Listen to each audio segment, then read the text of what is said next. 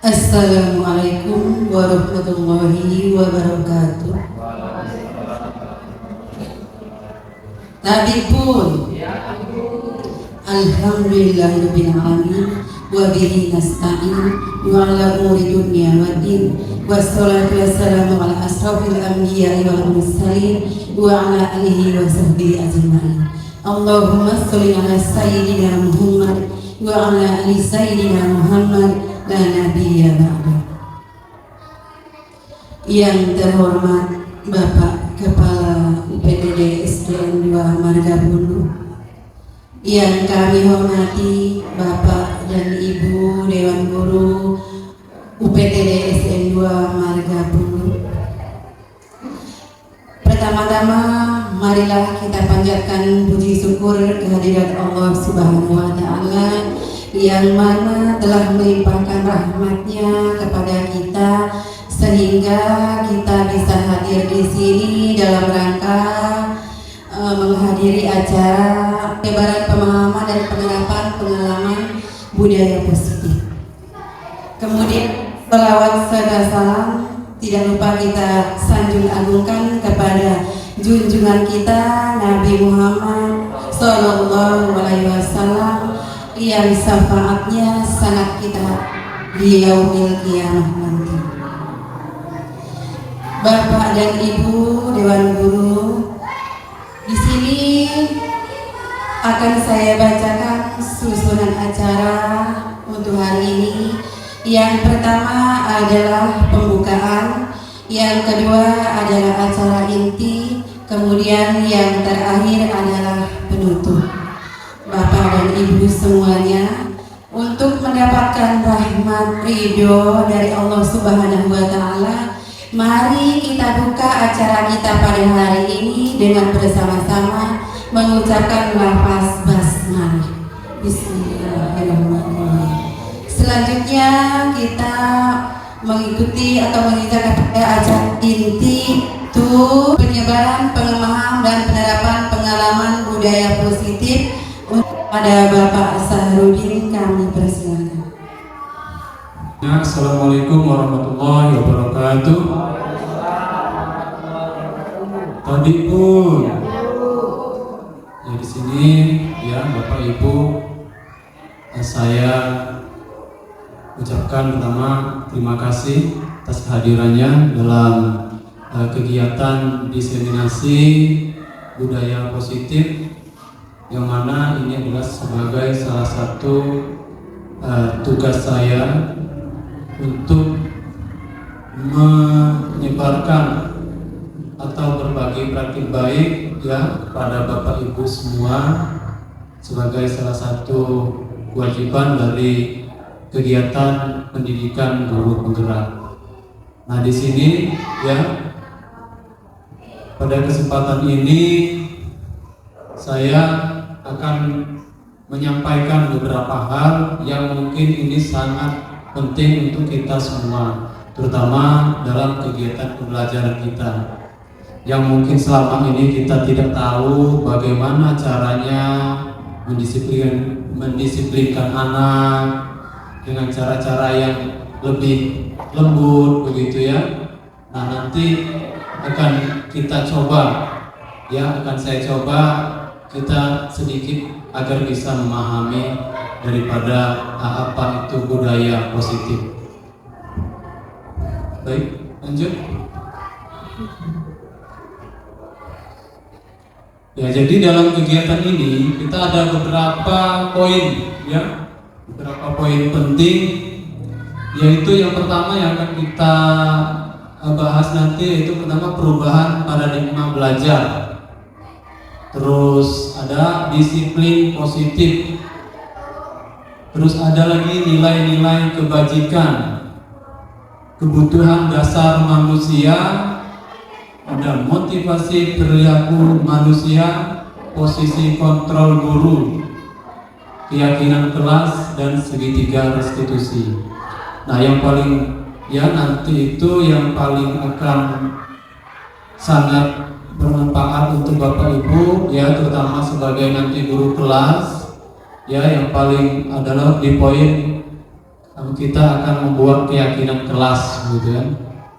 Karena kalau selama ini kita di dalam sekolahan itu membuat peraturan itu dibuat oleh kita sendiri begitu kan.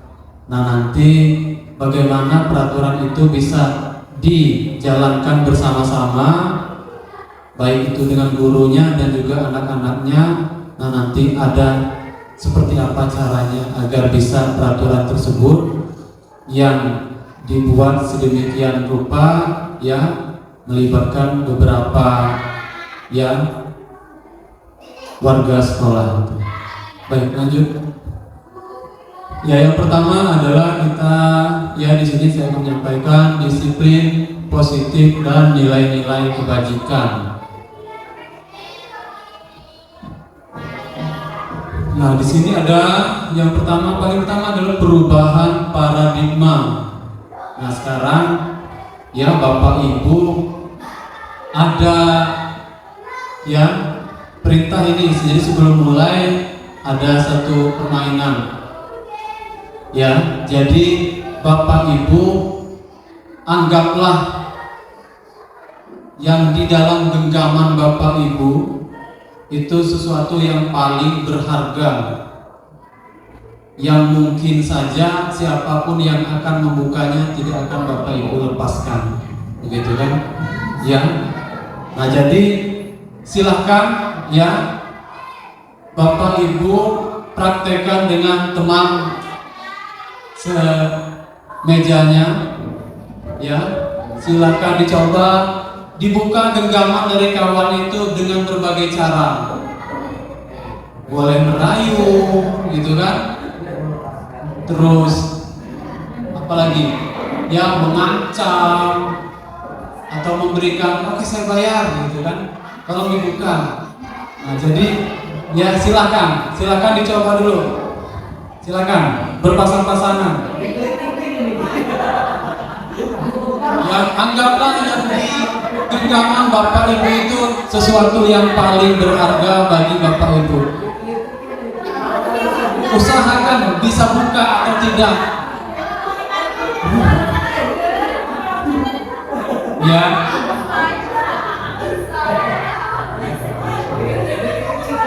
Buka tidak?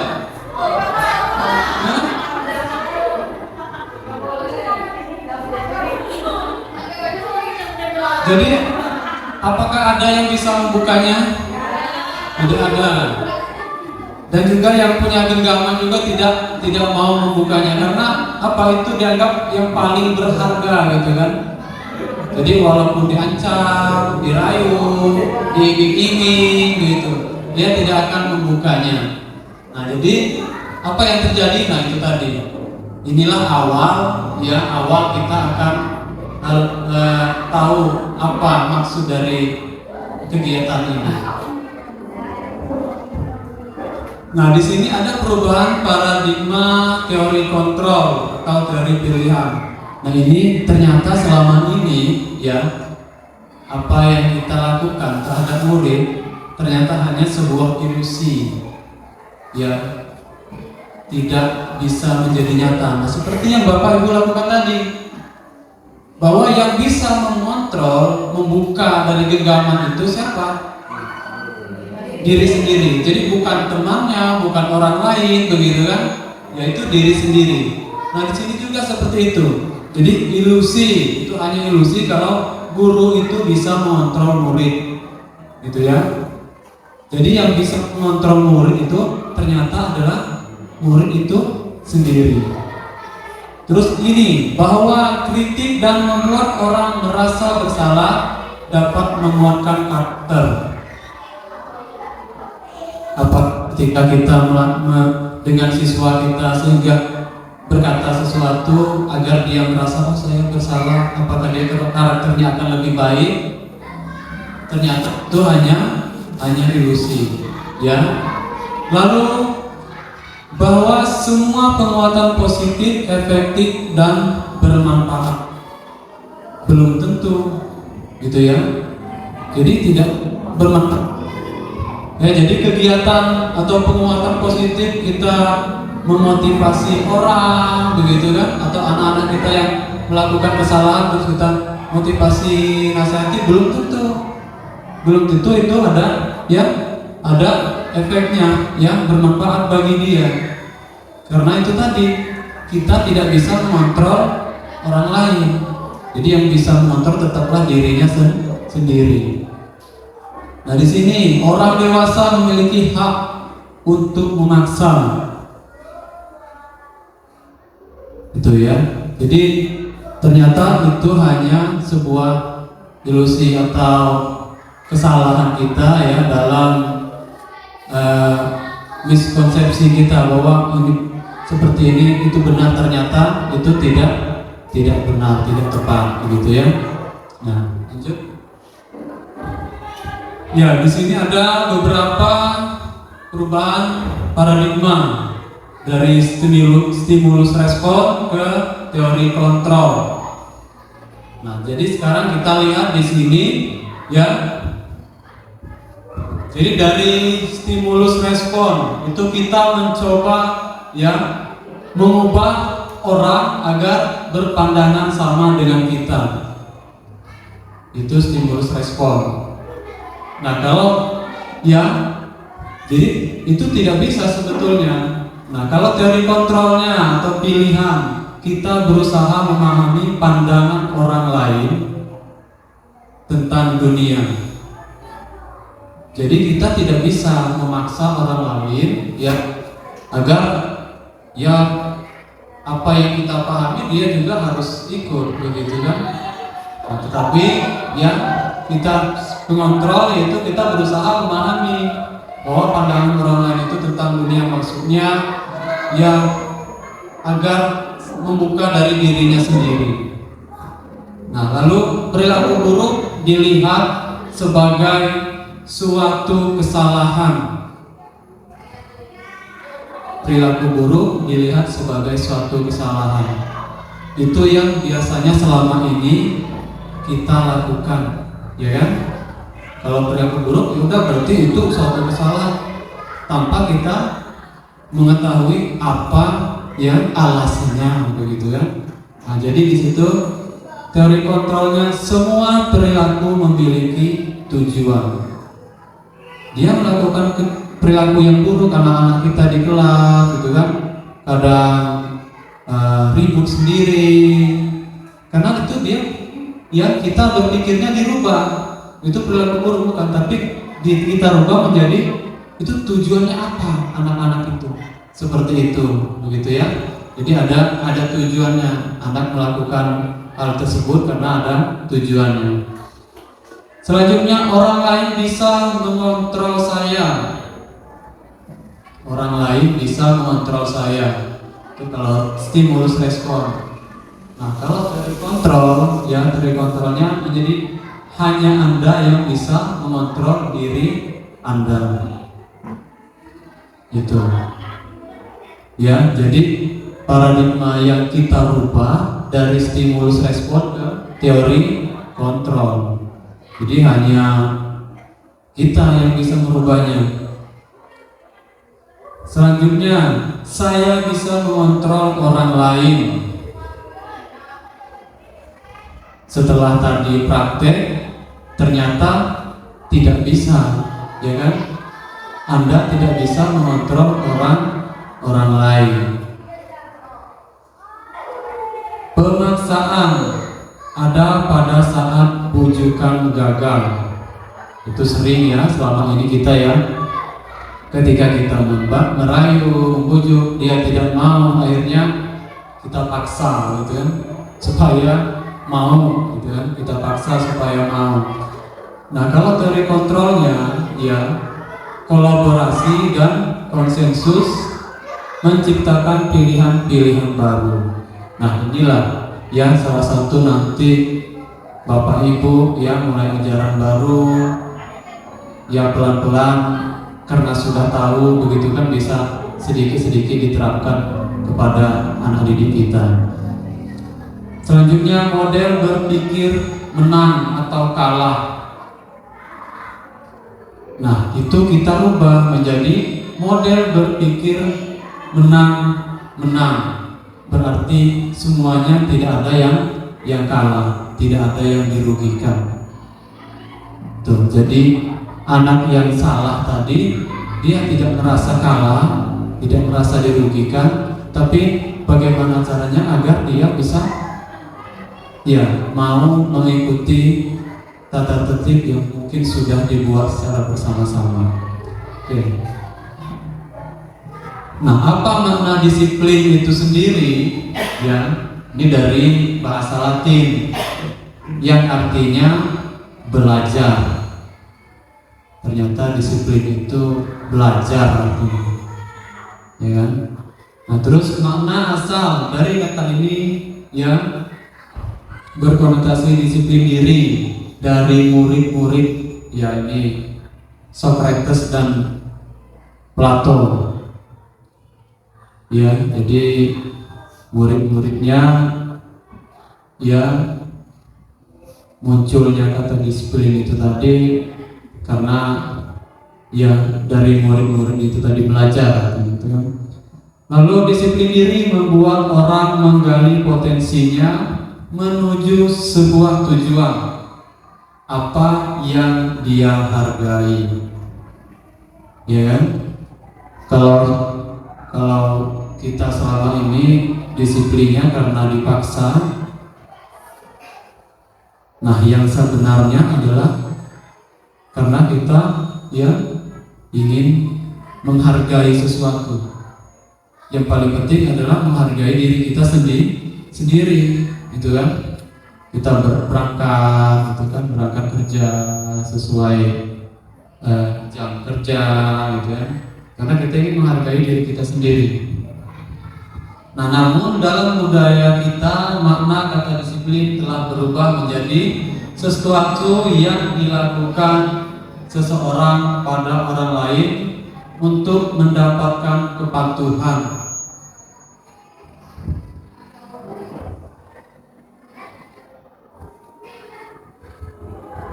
Artinya kecenderungan umum ini menghubungkan kata disiplin dengan ketidaknyamanan, bukan dengan apa yang kita hargai atau pencapaian suatu tujuan mulia. Jadi selama ini kita berpikir disiplin itu supaya kita patuh gitu membuat kita tidak nyaman, karena dibalik ketidakdisiplinan kita biasanya ada sanksi di situ gitu Jadi kita merasa tidak nyaman kalau tidak disiplin. Disiplin positif merupakan salah satu cara penerapan disiplin yang bertujuan untuk menumbuhkan kesadaran serta memberdayakan peserta didik tanpa imbalan penghargaan, reward, ancaman atau hukuman. Jadi disiplinnya itu bagaimana caranya kita menumbuhkannya dari diri mereka sendiri tanpa kita iming-imingin hadiah tanpa kita beri ancaman dan juga hukuman.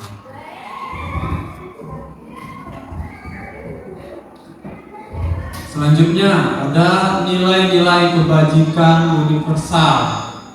Nilai-nilai positif ini yaitu sifat-sifat positif manusia yang merupakan tujuan mulia yang ingin dicapai setiap individu. Jadi nilai-nilai tersebut bersifat universal atau umum dan lintas bahasa, suku bangsa, agama maupun latar belakang. Nah, selama ini kita salah satu contohnya ada 2 contoh di situ. Nilai-nilai kebajikan. Jadi kalau kita di sekolah di dunia pendidikan, nilai-nilai kebajikan yang akan kita capai itu yaitu terdapat dalam profil pelajar Pancasila. Itu ada 6 dan 6 unsur. Yang pertama, beriman, bertakwa kepada Tuhan Yang Maha Esa dan berakhlak mulia. Terus yang kedua, mandiri. mandiri. Yang ketiga, bernalar kritis. 4, kebinekaan global. 5, bergotong royong dan kreatif. Nah, itulah yang akan kita capai, ya, yang akan kita harapkan muncul dari anak-anak didik kita. Ya kalau semuanya bisa, oke lah, gitu kan, bagus. Tapi kalau tidak, ambil salah satu saja. Apakah dia yang pertama, gitu kan? Jadi tidak mesti semuanya kita harus laksanakan. Ambil salah satu saja, ya. Nilai-nilai kebajikan di situ yang memang itu kira-kira kita bisa menerapkannya, gitu ya. Jadi tidak terlalu berat. Contoh lain lagi adalah keterampilan hidup, dapat dipercaya, lurus hati, pendengar yang aktif, ya, terus tidak merendahkan orang lain dan memberikan yang terbaik dari diri. Nah, ini adalah ya contoh nilai kebajikan. Banyak lagi yang lain. Nah, inilah kemungkinan yang bisa Bapak Ibu terapkan di kelas, gitu ya, yang bisa dibuat menjadi keyakinan kelas. Selanjutnya, teori motivasi, hukuman, dan penghargaan, serta terakhir restitusi. Nah, sebelumnya, apakah Bapak Ibu sudah pernah dengar, ya, Pak Riki sudah pernah dengar teori motivasi, gitu. Ya, nanti kalau lolos CGP angkatan 12, saya harapkan semuanya nanti pada ikut seleksi, gitu ya. Nanti akan dapat seperti ini, giliran, ya. Nah, jadi teori motivasi itu yaitu perilaku manusia, ya. Ada motivasi eksternal, berarti datangnya dari luar, bukan dari luar diri kita. Ya, misalnya di sini untuk menghindari ketidaknyamanan atau hukuman apa yang akan terjadi apabila saya tidak melakukannya. Nah, misalnya kita, ya, selama ini kan kalau saya rasa masih di motivasi eksternal. Ketika kita diminta hadir, ya, misalnya ada rapat 7.30, gitu kan, hadir di situ. Motivasi kita itu masih merasa, nah, kalau saya terlambat saya akan dimarahi, ya kan? Atau saya malu dengan ini, ada bapak pengawas atau bapak kepala sekolah misalnya di sana, itu kan, nanti kena marah. Nah, selama ini ya kita masih banyak di situ, gitu kan? Jadi masih di motivasi eksternal. Nah, selanjutnya motivasi yang eksternal juga untuk mendapatkan imbalan, gitu kan? Yang rajin ada nih, gitu kan? Nah, ada rewardnya, gitu ya. Nah, itu sama, sama masih dari luar datangnya. Jadi rajin karena ingin mendapatkan imbalan, misalnya gitu. Nah, kalau motivasi internal itulah ya tujuan dari disiplin positif itu tadi, yang lahir dari diri kita sendiri, yaitu tujuannya untuk menghargai diri sendiri.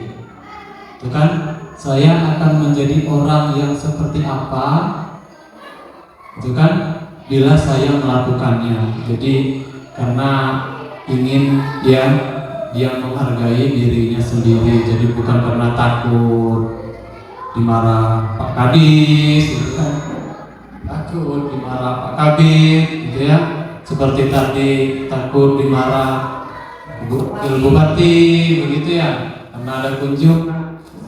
Ya itulah, karena memang kita belum, motivasinya masih dari eksternal, ya, belum dari diri kita, jadi belum ada kesadaran penuh dari diri kita. ini ya Ki Hajar Dewantara yang selama ini kita gembor-gemborkan tentang merdeka belajar. Dulu saya kira merdeka belajar itu udah bebas gitu, apa-apa gitu kan. Ternyata ya merdeka itu artinya tidak hanya terlepas dari perintah, akan tetapi juga cakap buat memerintah diri sendiri. Betul, ya. Artinya merdeka tapi terkontrol oleh dirinya sendiri. Jadi yang mengontrol itu dirinya sendiri, bukan orang lain. Itulah yang dikatakan merdeka itu.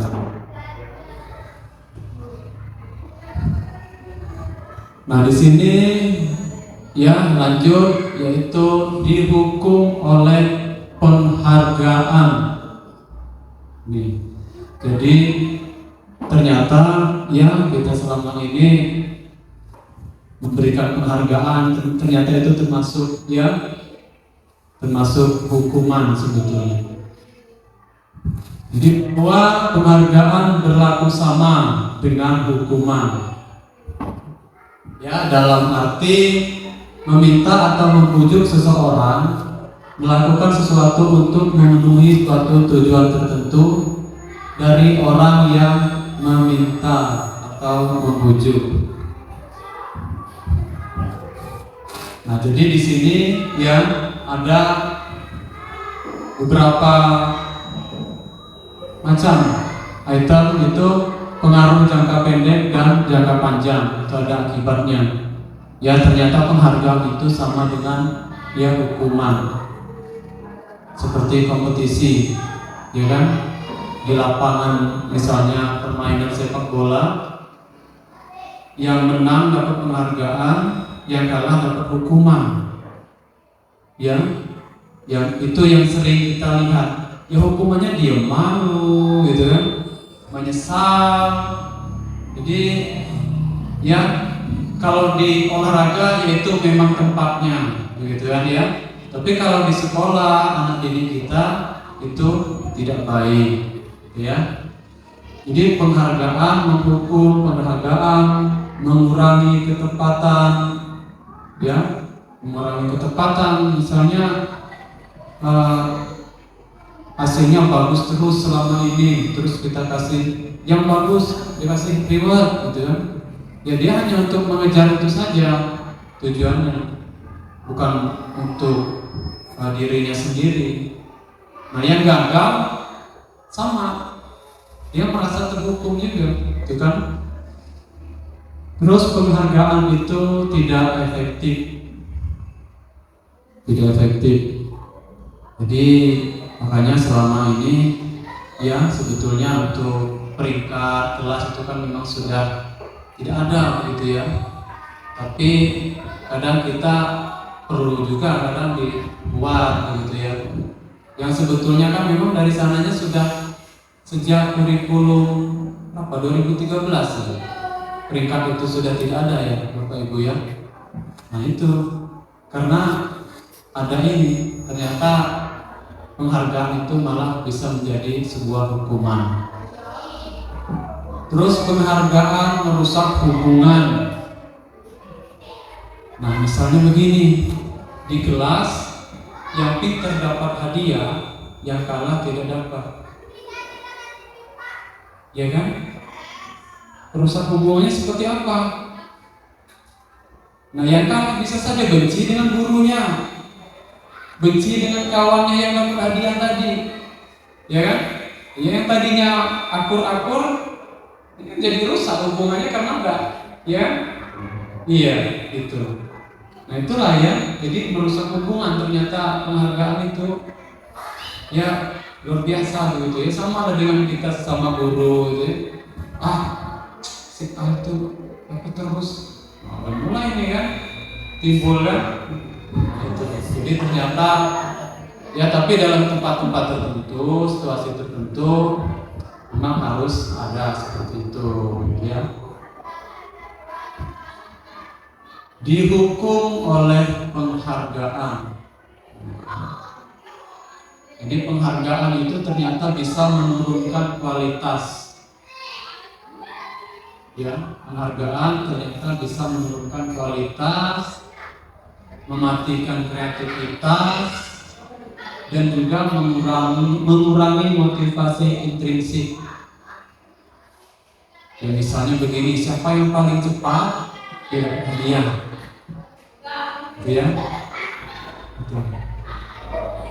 Ternyata ya yang mengerjakan itu bukan berdasarkan kualitasnya, udah cepat-cepatan, yang mana yang lebih cepat, begitu kan? Sehingga kualitasnya menurun lama-lama, mematikan kreativitas. Ini anak-anak kita yang pintar-pintar, misalnya yang rajin, pandai membuat puisi atau karya lainnya, diberikan ya kreatif, diberikan hadiah, gitu ya, penghargaan. Nah yang lain ini bisa mati, karena udahlah, saya nggak bakal dapet, gitu ya. Buat apa saya susah-susah, saya tidak akan bisa menang melawan si A misalnya, gitu. Ini kan bisa ya mematikan kreativitasnya, gitu. Sehingga tidak efektif, gitu ya. Terus motivasi intrinsik, ya dia tidak termotivasi karena dirinya, tapi karena ingin mendapatkan hadiah itu tadi, mendapatkan penghargaan, itu ya. Sehingga ya motivasinya hanya itu, bukan untuk mengembangkan dirinya.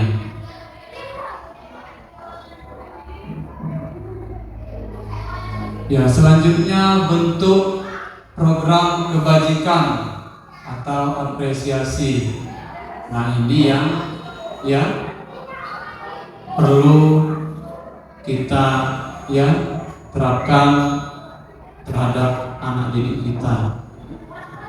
Yang pertama, memberi pengakuan secara khusus.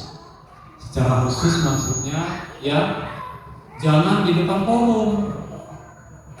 Ketika kita memuji dia di depan forum, ya, yang lain kan akan merasa ya pokoknya tidak nyaman, gitu kan. Dan juga dia juga bisa merasa saya lebih hebat, gitu kan. Makanya sekarang ini ya dalam pembelajaran itu kita ya sudah mulai dibiasakan tidak memuji secara individu di depan kelas. Kan misalnya kerja ini maju di depannya ternyata pintar semua, betul bisa. Nah, kalau mau memuji secara ya khusus, nanti pas selesai kamu hebat tadi, kan jadi dia kan merasa menurut saya ini, gitu kan. Jadi tidak mengatakan yang lain, gitu ya. Kamu hebat tadi, kalau belajar lagi ini lebih bagus lagi, nanti bisa lebih cepat mengerjakan soalnya, gitu kan. Itu. Terus ya beri pengakuan secara pribadi. Nah ini ya sama. Selanjutnya beri pengakuan kepada semua murid. Artinya ya memujinya secara keseluruhan. Ya. Kalau selama ini kan ya kita masih yang pintar tepuk tangan untuk Arif misalnya, begitu ya. Nah ternyata itu tidak bagus, ya. Nah itu ya. Kalau memberikan applause itu untuk semua, itu maksudnya jangan ke individu anak tersebut. Misalnya berapa orang yang maju, tepuk tangan itu yang sudah maju, begitu kan? Tuh. Beri pengakuan secara konsisten, ya, secara konsisten, berarti terus menerus. Terus fokus pada prosesnya yang kita nilai. Ya, jadi kita berfokus di prosesnya anak-anak itu. Lanjut.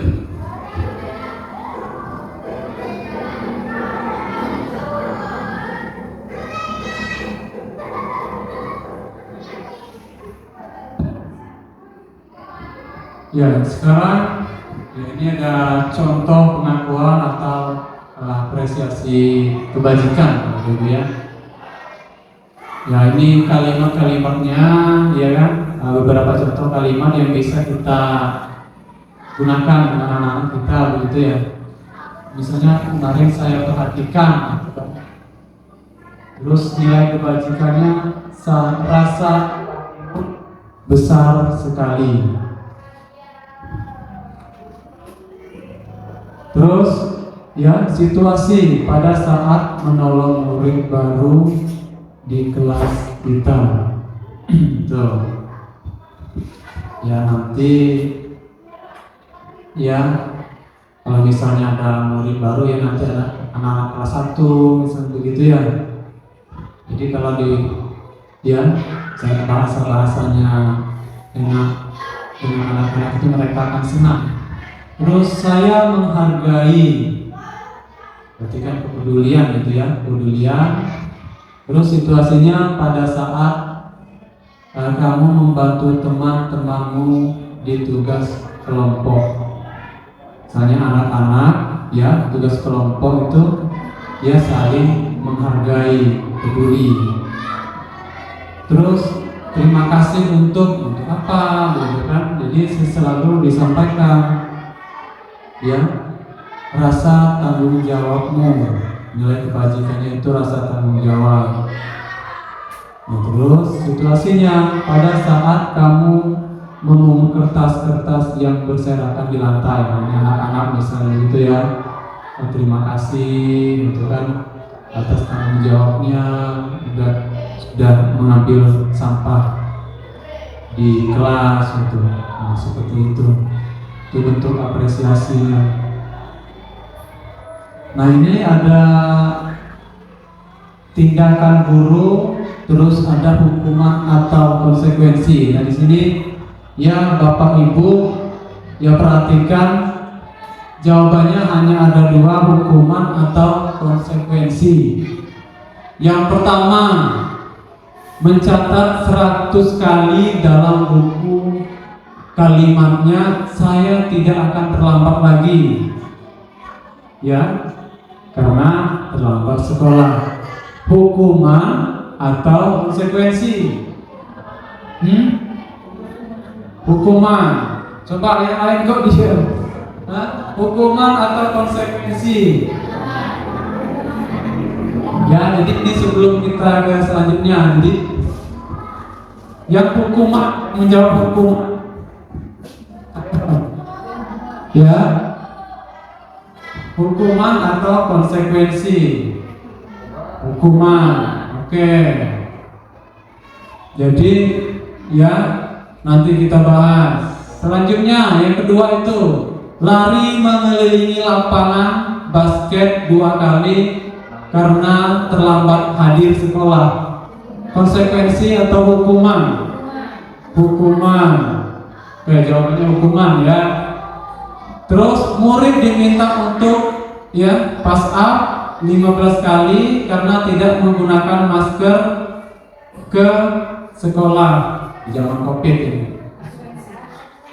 Hukuman atau konsekuensi? Konsekuensi.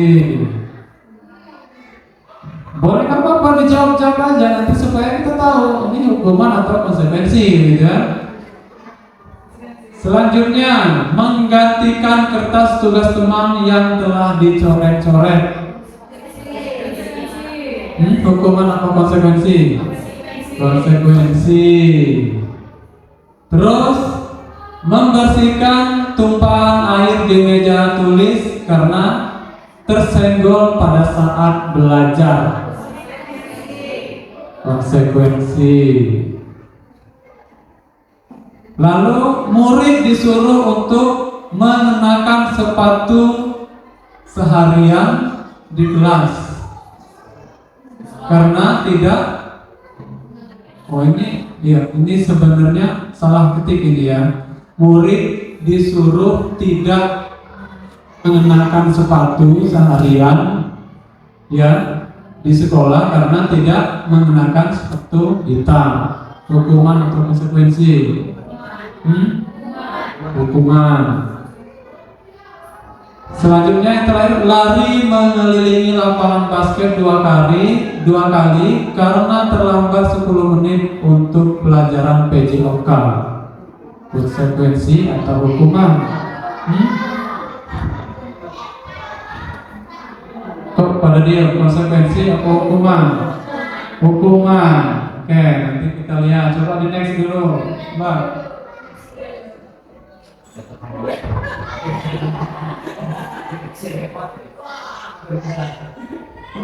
Nah itu ya. Jadi yang namanya hukuman itu, ya. Jadi yang pertama tadi itu dua yang paling atas ternyata hukuman. Betul ya, siapa yang jawab hukuman tadi? Ya.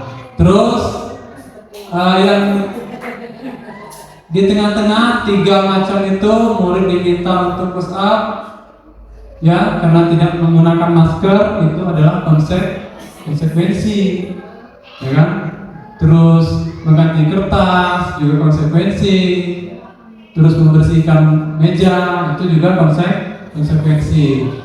Nah di sini murid disuruh untuk tidak menggunakan sepatu, itu adalah hukuman. Lari mengelilingi lapangan basket 2 kali karena terlambat 10 menit untuk pelajari kecocokan. Nah itu ya. Jadi kalau hukuman itu sifatnya menyakitkan, ya, menyakitkan atau membuat sesuatu yang dampaknya sakit bagi si pelanggar, itu ya. Kalau konsekuensi itu karena ya tanggung jawab, bentuk tanggung jawabnya. Ketika dia sudah melakukan sesuatu, ya, kerusakan misalnya di sana tadi ada ya, dia mencoret-coret kertas temannya, ya konsekuensinya dia harus mengganti, begitu kan? Itu konsekuensi. Jadi bukan langsung kita panggil, kita hukum lagi, gitu kan? Gitu ya. Ya, jadi selanjutnya ini ya, perbedaan hukuman dan konsekuensi. Nah kalau hukuman itu, ya, jadi terjadinya itu ya menyakitkan, sesuatu yang menyakitkan harus terjadi, itu kan? Sesuatu yang menyakitkan harus terjadi. Itu kalau kita belajar zaman dulu ya, kita jadi murid itu hukuman ya. Nah kalau konsekuensi sesuatu harus terjadi, tuh ya, harus terjadi. Karena mungkin sebelumnya sudah disampaikan, kalau kamu tidak begini, hukum ininya konsekuensinya seperti ini, gitu ya. Terus membuat anak sakit, ya, baik fisik maupun hatinya untuk jangka waktu yang lama. Ya memang terkadang kita, ya, jadi guru itu udah kadang emosi gitu ya. Nah itu, karena memang saya sampaikan juga, kata saya tidak semua tempat bisa menggunakan cara itu, begitu kan? Iya, bahkan saya sampaikan waktu itu, kata saya itu Kak Seto itu cobalah kalau memang dia punya melihat itu, cari tempat yang jangan dikondisikan, begitu kan? Nah, karena dia nyarinya yang sudah enak-enak aja, gitu kan? Nah itu coba kalau Bandar Lampung SD Kaliawi misalnya begitu kan? Iya, yang situasinya memang luar biasa, anak ribut dikit, orang tuanya datang kok bolong gitu. Nah itu kalau dia datangnya di sekolah Dharma Bangsa, ya sudah begitu gitu. Tapi ya kita pelan-pelan kita coba di lingkungan kita sendiri. Nah jadi ini ya Bapak Ibu, jadi ya ini perbedaannya ada banyak sekali ya. Anak membenci kedisiplinan, ya, hukuman itu. Terus karena dipaksa, mendorong anak menyakiti diri sendiri, konsep diri yang buruk, dan banyak lagi ya. Jadi ya kalau konsekuensi itu karena memang ya dari tanggung jawab dia itu sendiri.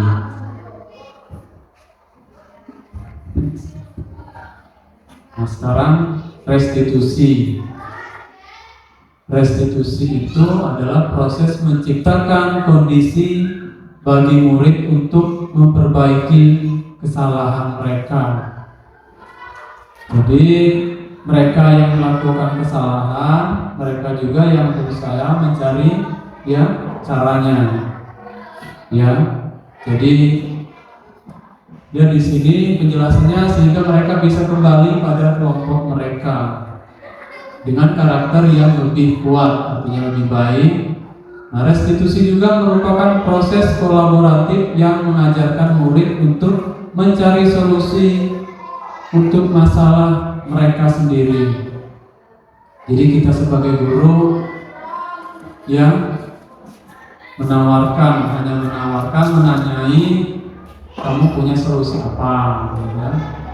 Dan membantu murid berpikir tentang orang seperti apa yang mereka inginkan, gitu kan? Mereka ingin jadi seperti apa, gitu ya? Dan bagaimana mereka harus memperlakukan orang lain. Menurut Gosen 2004. Ya, di sini kalau tadi ada hukuman, konsekuensi, sekarang ditambah restitusi, ya. Jadi sekarang ditambah restitusi. Nah, kalau di sini ya hukuman itu bisa membuat identitas gagal. Nah, kalau konsekuensi dan restitusi itu identitas sukses, gitu ya. Sebagai contoh di situ, sesuatu yang menyakitkan harus terjadi. Kalau konsekuensi, sesuatu harus terjadi. Restitusi ya merupakan pilihan. Jadi ada pilihan. Jadi kalau hukuman itu ya sesuatu yang menyakitkan harus terjadi, itu juga. Kalau konsekuensi itu harus terjadi sesuai dengan apa yang sudah disepakati. Nah, kalau restitusi ini ada pilihannya. Pilihannya untuk memperbaikinya, ada pilihan, gitu ya.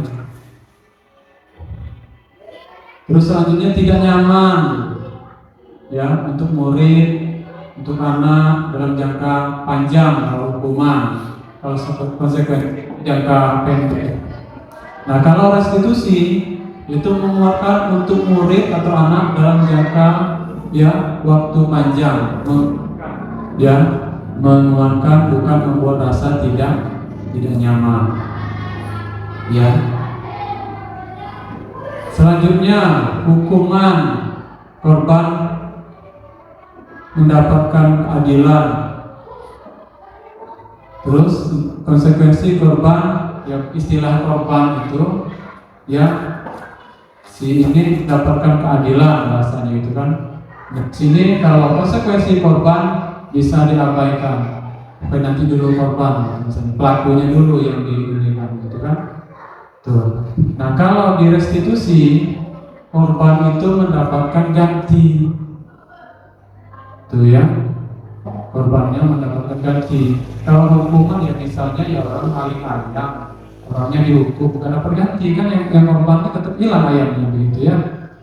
Itu. Nah, konsekuensi juga begitu.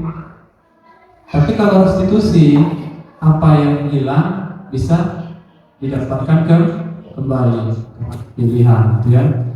Terus murid, anak akan tersakiti, itu hukuman. Nah, kalau konsekuensi mungkin tidak terlalu sakit, tetapi dia tidak nyaman. Nah, restitusi ya murid akan mendapatkan penguatan. Artinya misalnya si Amir berantem dengan ya Iwan, gitu kan. Tahu kancing bajunya lepas satu, kan kita panggil, kan. Kalau restitusi ya, kalau hukuman kan langsung kita hukum, gitu kan. Nah, ini gimana caranya? Nah, nanti si pelaku sendiri ya, si korban ditanya, kamu supaya berdamai dengan si Amir ini misalnya seperti apa? Oh, saya Pak misalnya harus kancing saya dibenerin lagi, gitu ya. Lalu tanya dengan si Amir, kamu mau nggak benerin kancingnya si kawanmu ini? Dia mau. Nah, itu kan jadi selesai masalahnya begitu ya.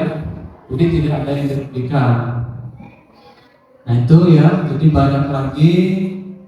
Jadi ada kalau restitusi itu masalah terpecahkan, murid belajar bertanggung jawab ya untuk perilakunya, jadi dia bertanggung jawab sendiri, terus fokus pada pemecahan masalahnya. Nah di sini ada 9 ciri-ciri restitusi. Yang pertama itu bukan untuk menebus kesalahan, namun untuk belajar dari kesalahan. Tuh ya, belajar dari kesalahan. Yang kedua, memperbaiki hubungan. Nah, ini anak-anak antem, itu ya. Setelah ada solusinya, akhirnya hubungannya baik kembali. Nah, kalau kita hukum salah satu pihak yang salah saja, hubungannya tetap tidak baik. Nanti ada berantem lagi, gitu kan? Tawaran bukan paksaan, gitu ya. Jadi ditawarkan. Terus yang keempat, restitusi menuntun untuk melihat ke dalam diri. Jadi ya dirinya sendiri, gitu kan. Yang kelima, restitusi mencari kebutuhan dasar yang mendasari tindakan. Tindakannya tadi itu didasari oleh apa sehingga terjadi seperti itu. Restitusi diri adalah cara yang paling baik. Nah, ini ya. Tapi tidak semua masalah bisa diselesaikan dengan cara restitusi. Ya bisa dengan hukuman, konsekuensi, lihat masalahnya. Terus 7, restitusi fokus pada karakter bukan tindakan. Ya, pada karakter bukan tindakan. Yang ke-8, restitusi fokus pada solusi. Yang ke-9, restitusi mengembalikan murid yang berbuat salah pada kelompoknya. Artinya yang dia bisa diterima kembali begitu ya dengan teman-temannya yang tadinya berantem di kelas, ya kan, dengan cara restitusi ini teman-temannya yang tadi disakiti itu bisa menerimanya kembali. Tuh. Nah sekarang keyakinan kelas. Nah ini yang saya harapkan nanti Bapak Ibu bisa diterapkan di kelasnya masing-masing ya. Ya keyakinan kelas ini. Kalau nanti ya kita akan membuat keyakinan sekolah khusus untuk kita sendiri guru. Mengapa tidak peraturan saja? Mengapa harus keyakinan kelas? Gitu kan? Jadi mengapa kita memiliki peraturan harus menggunakan helm bila mengendarai kendaraan roda 2? Kenapa? Supaya tidak ditangkap polisi, gitu kan? Nah, padahal itu untuk keselamatan kita sendiri ya. Terus mengapa kita memiliki peraturan 3M? Menggunakan masker, mencuci tangan, dan menjaga jarak 1,5 meter. Nah, mengapa kita memiliki peraturan harus datang tepat waktu pada saat mengikuti pelatihan? Nah, untuk mendukung motivasi intrinsik, kembali ke nilai-nilai atau keyakinan-keyakinan yang lebih menggerakkan seseorang dibandingkan mengikuti serangkaian peraturan-peraturan. Nah, kalau ini contoh peraturan, itu kan menggunakan helm, memakai masker, gitu ya. Nah, di sini ada ya contoh yang mana yang merupakan keyakinan kelas. Nah Bapak Ibu coba dilihat ya, ada di sebelah sini kesepakatan kelas, datang tepat waktu, mengucapkan salam, menjaga kebersihan sekolah, berdoa sebelum dan sesudah kegiatan, aktif dalam pembelajaran. Terus sebelah sana lagi ada kesepakatan kelasnya, kami guru dan murid yang saling menyayangi, kami murid yang semangat belajar, kami murid yang peduli dengan teman-teman. Yang mana yang merupakan keyakinan kelas? Bu Nuri, yang mana Bu?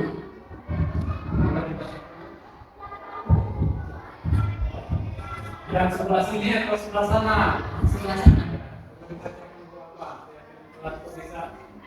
Bisa pendapatnya yang sebelah kanan itu keyakinan kelas.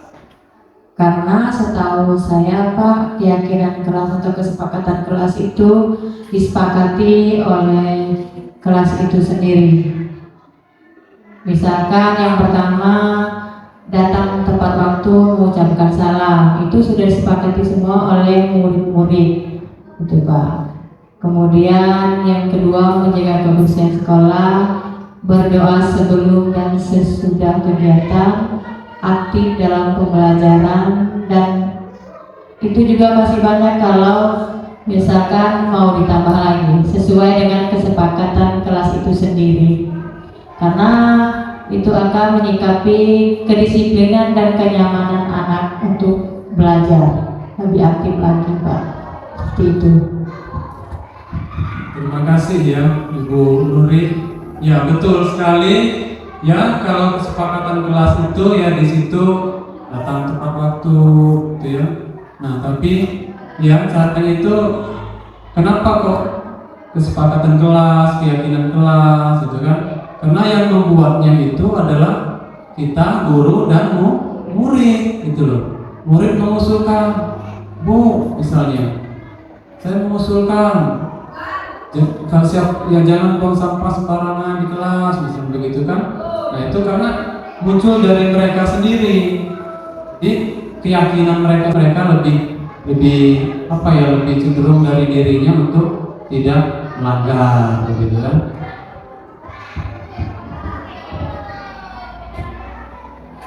Good. Ya di sini ini banyak sekali ya tabelnya. Kegiatan pendalaman keyakinan kelas, tabel T, Y. Lanjut aja. Ya di sini ya ada hormat. Jadi ada satu orang berbicara, yuk saya bantu, terdengar, kan? Kita bisa selesaikan ini bersama-sama. Terus terima, tolong ya, permisi, boleh saya pinjam? Nanti akan segera saya kembalikan.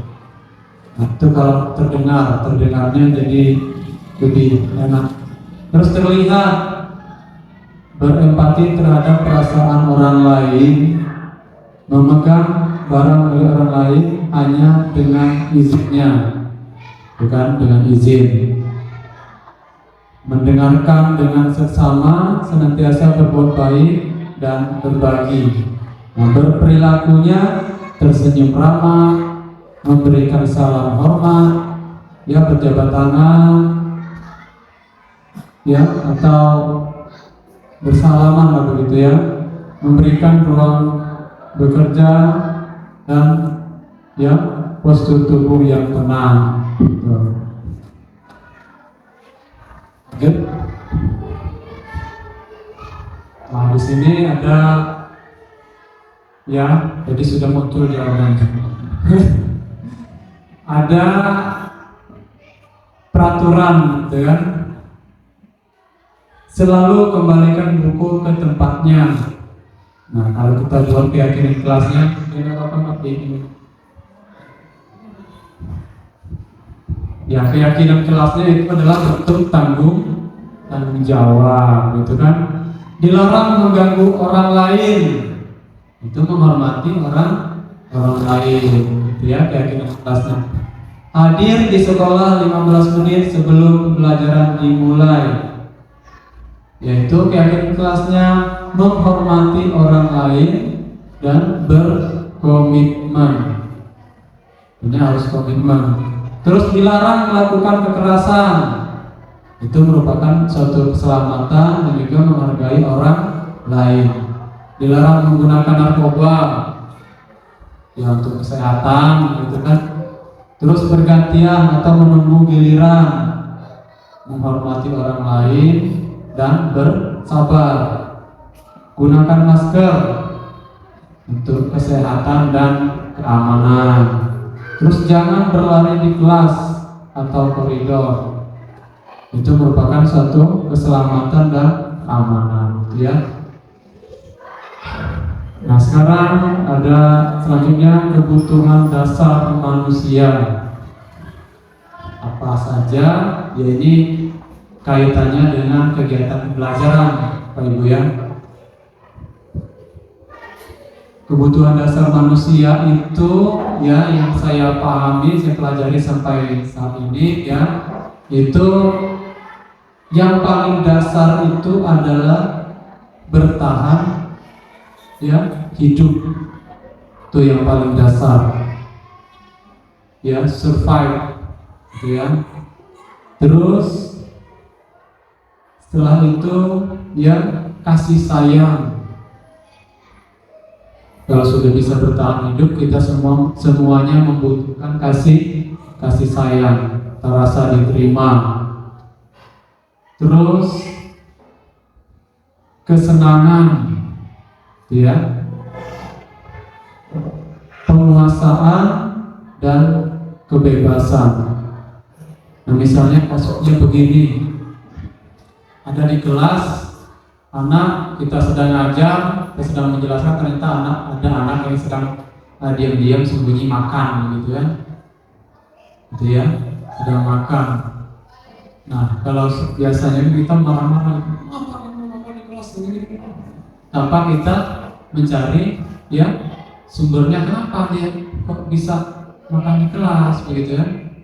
Nah, karena makan itu juga termasuk adalah kebutuhan yang paling dasar, itu kan bertahan hidup, gitu kan. Itu bertahan hidup. Bisa saja alasan karena saya tadi pagi belum sarapan, Bu, gitu ya. Kenapa kamu tidak sarapan? Saya buru-buru berangkat karena takut terlambat, gitu ya. Takut terlambat di sekolah, gitu. Nah, kita cari solusinya, berarti dia takut terlambat. Tanya lagi, apakah bangunnya kesiangan, begitu kan? Kalau bisa terlambat, ternyata iya, misalnya itu. Nah, itu harus perbaiki, bangunnya jangan kesiangan, tidurnya jangan larut malam, tuh ya. Jadi semua kita membutuhkan itu. Ketika sudah ya penguasaan itu misalnya begini. Temannya ya dia ingin berkuasa lah, gitu ya, mengatur orang lain, begitu ya. Itu kan penguasaan, bisa mengatur orang lain, gitu ya. Misalnya, Bu, ambilkan di ini misalnya kan buku saya, Bu. Itu sebuah penguasaan, karena dia sudah bisa mengatur orang lain, begitu kan. Gitu. Kalau kebebasan ya bebas memilih lah, gitu ya. Kalau kesenangan, hiburan seperti ini. Oke, lanjut. Nah, 5 posisi kontrol.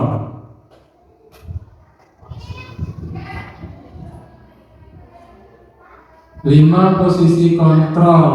Ada penghukum, pembuat rasa bersalah, teman, pemantau, manajer. Selama ini kita berada di posisi mana, Bapak Ibu? Jadi 5 posisi kontrol itu ada 5.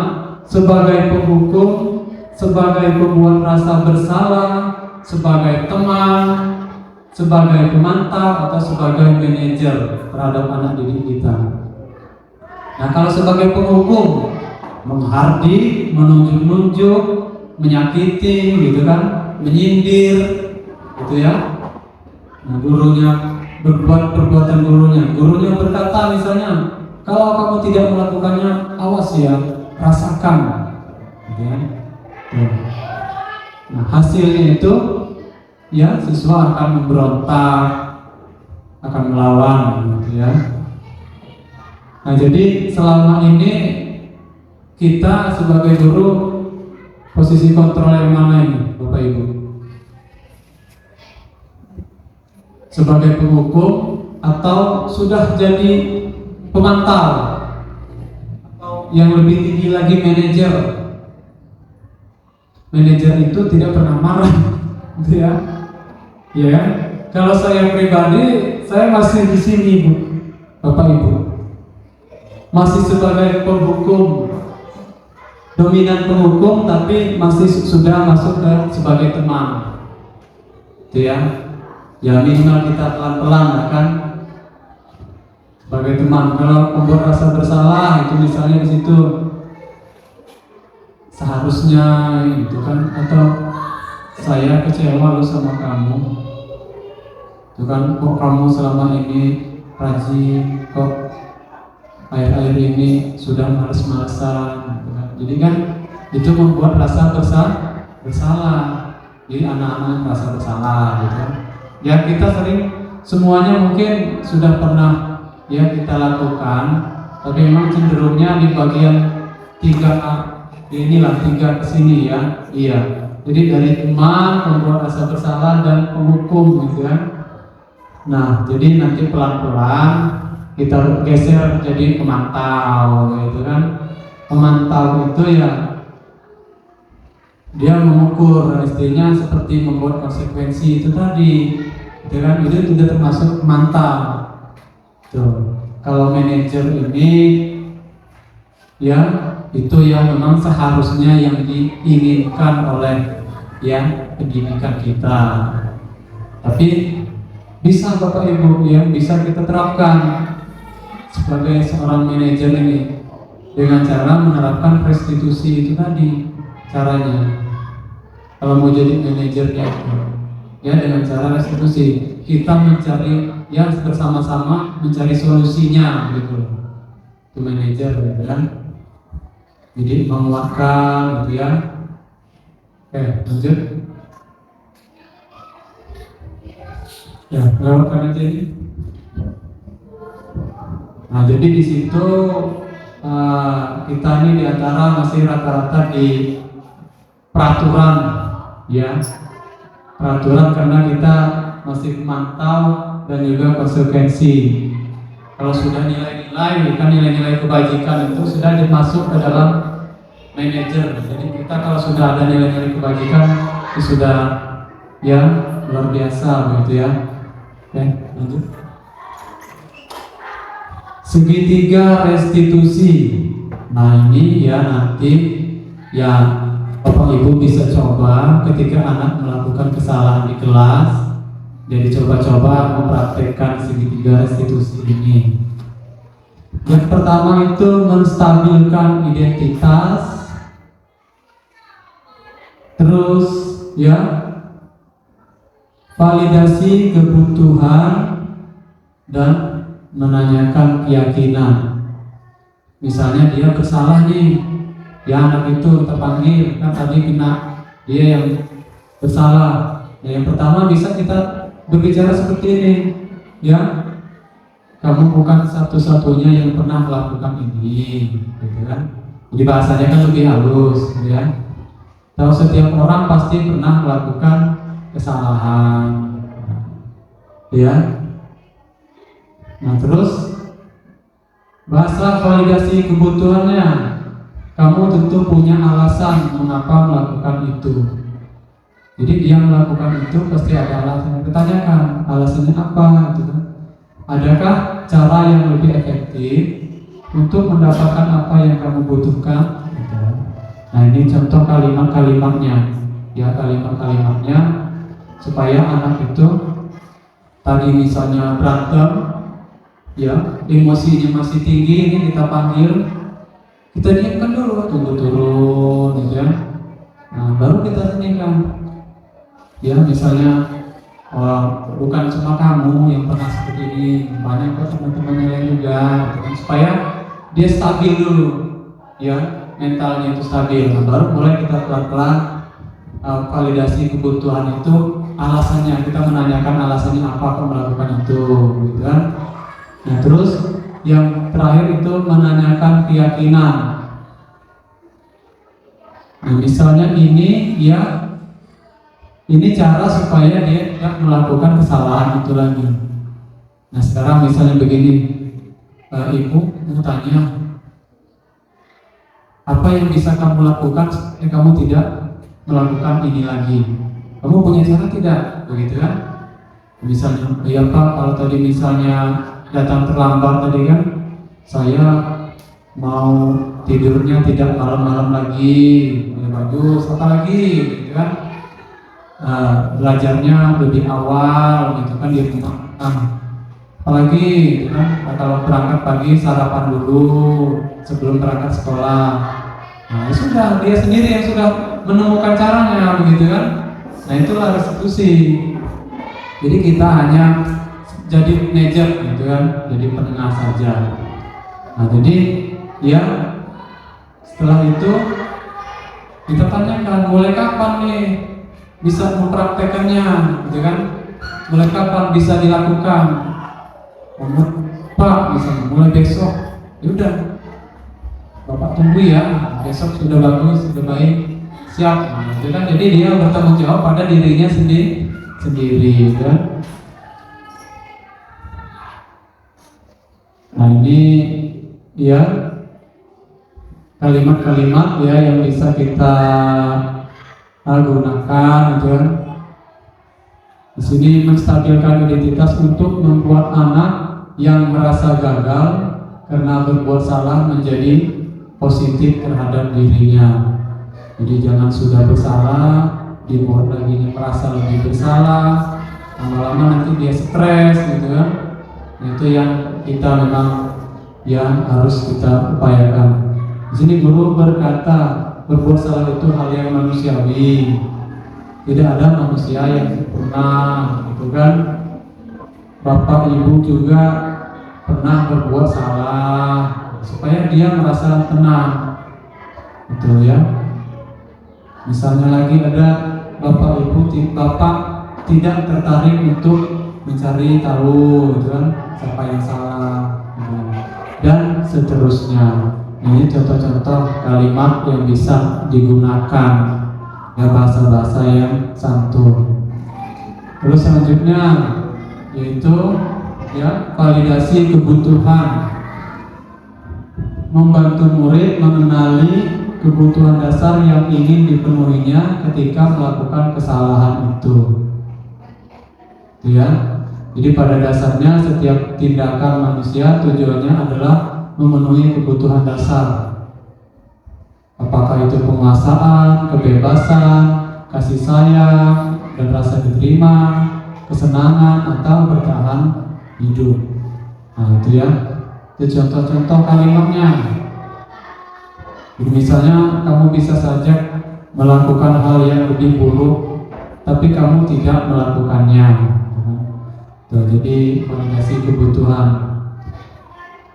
Kamu boleh tetap berusaha menjaga sikap itu, tapi tambahkan sikap yang lain, yang baru, bahasanya, ya, bahasa-bahasa yang lebih santun. Lanjut.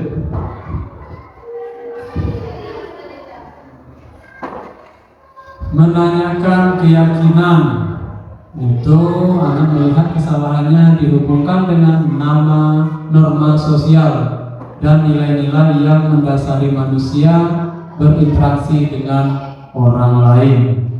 Itu. Misalnya di sini ada beberapa kalimat. Apa nilai yang kita percaya di kelas?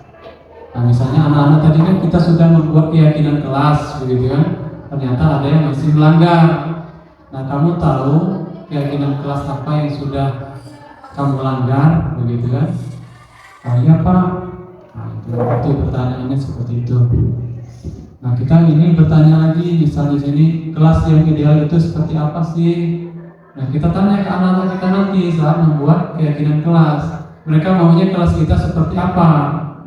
Itu kan? Itu kan muncul semua ide-idenya, gitu ya. Tuh.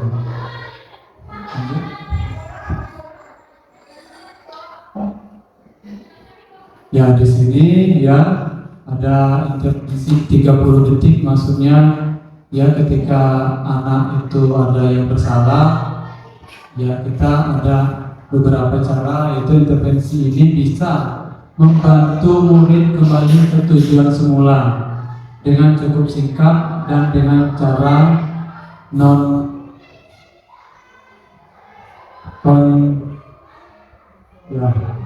konfrontif. Jadi pertanyaan-pertanyaan yang diajukan biasanya ya dikemukakan oleh seorang pemantau atau manajer. Nah, ini pertanyaan kalau sudah bisa jadi pemantau atau manajer. Jadi, apakah kamu ingin berbuat lebih baik?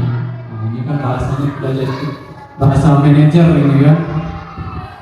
Tidak lagi yang tadi itu nunjuk-nunjuk gitu ya. Terus misalnya, apakah saat ini kamu sedang menjadi orang yang sedang kamu inginkan? Pasti dia, oh tidak bu, gitu ya. Jadi bahasanya lebih enak gitu kan dengan anak-anak. Terus misalnya lagi, apakah kamu bisa mengubah kegiatan atau perilaku kamu saat ini menjadi sikap yang lebih membantu? Artinya tidak semaunya sendiri gitu ya. Nah, selanjutnya, apakah wajar membuat kesalahan? Bisakah kita memperbaikinya? Pertanyaan-pertanyaan ini ya bisa kita praktekkan ke anak-anak kita.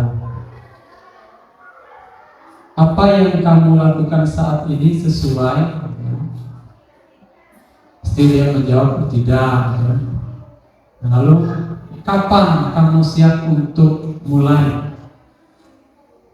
Itu tadi ya, ditanyakan kapan kamu mulai bisa mempraktekkan atau memperbaiki. Peraturannya apa? Ya.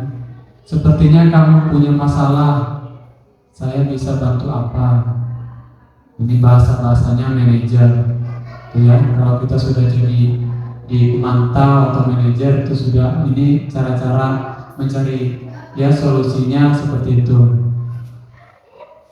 Nah, yang terakhir itu apa yang kamu inginkan? Peraturan apa? Peraturannya seperti apa? Supaya anak itu bisa disiplin, misalnya begitu kan. Kamu maunya seperti apa? Nah, itulah ya. Inilah yang dimaksud dengan kita yang merdeka itu tadi. Yang merdeka tapi bertanggung jawab pada dirinya, itu yang bisa memerintah dirinya sendiri. Nah, Bapak Ibu ya, harapan saya nanti saat pembelajaran ajaran baru nanti ya dicoba ya kan, dicoba di kelas kita masing-masing ya, kita mencoba membuat keyakinan kelas sendiri sehingga anak-anak itu ketika dilibatkan membuat peraturan, mereka dengan sendirinya akan mengikutinya karena dia sendiri yang membuat gitu ya, yang membuat aturan.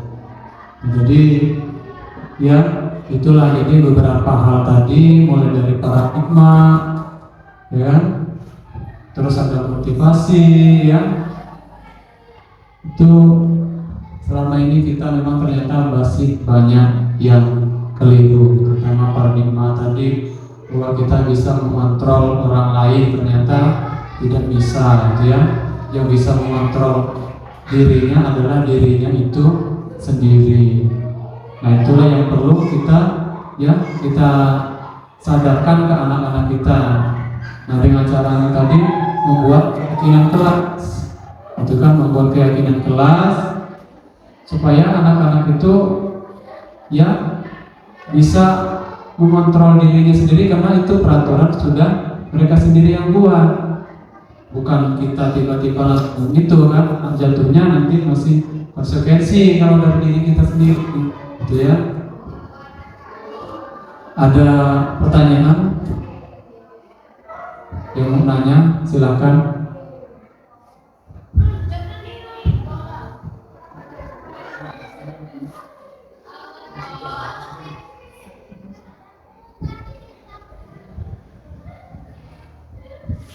Itu ya Bapak Ibu ya, jadi harapan kita semua ya dengan kegiatan saya diseminasi ini ya untuk memberikan imbas ya, supaya semua walaupun sedikit bisa memahami gitu. Saya cukupkan sampai di sini kegiatan ini ya. Saya harapkan walaupun penyampaiannya seadanya, ini saja yang bisa saya sampaikan kepada teman-teman. Ya, saya ucapkan terima kasih. Akhiri, wassalamualaikum warahmatullahi wabarakatuh.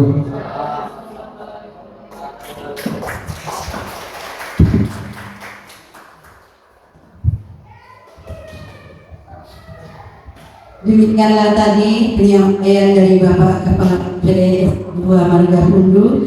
Semoga apa yang sudah beliau sampaikan bisa kita laksanakan, kita terapkan dalam kegiatan hari-hari, dalam menghadapi anak didik kita, sehingga dalam kegiatan belajar mengajar kita bisa terasa lebih nyaman, sehingga kita sebagai guru hebat bisa menjadikan peserta didik kita menjadi generasi penerus bangsa yang hebat, kuat, tangguh, cerdas, tetapi juga berakhlak mulia.